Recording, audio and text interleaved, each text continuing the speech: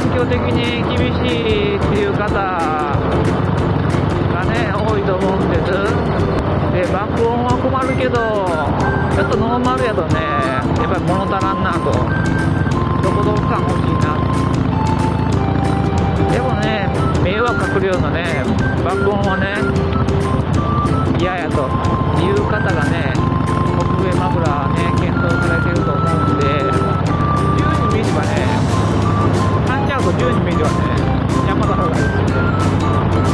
物足らないと思います。でもどこどこ感がいまいち感じられないし、アイドリングにもほぼノーマルと変わらないね音量なんですよね。でね16ミリに変えました。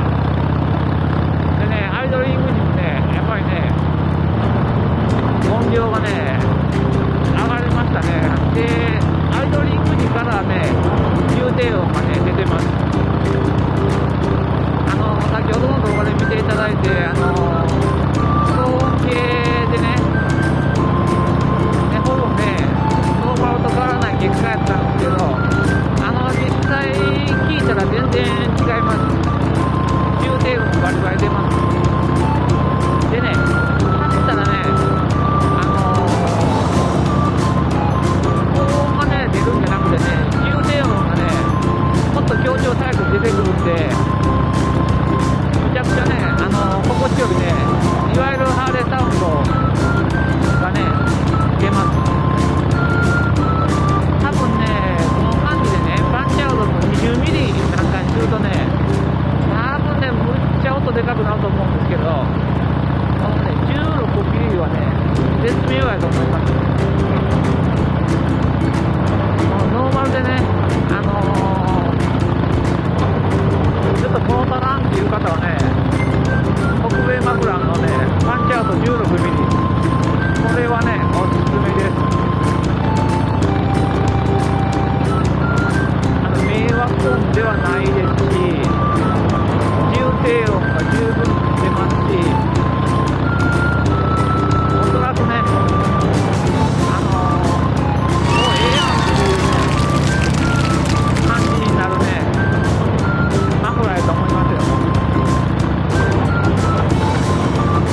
個人的な感想なんでねちゃうやんって言われてるちょっとここはねどうしようもないんですけど、私のね思っていたね感じにはかなり近いことなんでねめっちゃ満足で、しかもねこれはメルカリで買ったんだったかな。メルカリでそうですね29,800円でね探してた16ミリがねポンと出てたんでもう即買いでしたね。でしかもね前回買った、12ミリのパンチアウトのやつ、あれはねヤフオクで買ったと思うんですけど、買った値段と値段より500円ほど安だったかな、それぐらいで売れたんで需要も結構あるんでメルカリとかヤフーで買ってねあかんかったらね売るいうのもねありやと思うんで、新品のね北米マフラーとかね12万とかするじゃないですか。あんな買わなくてヤフオクとかねメルカリでまず中古の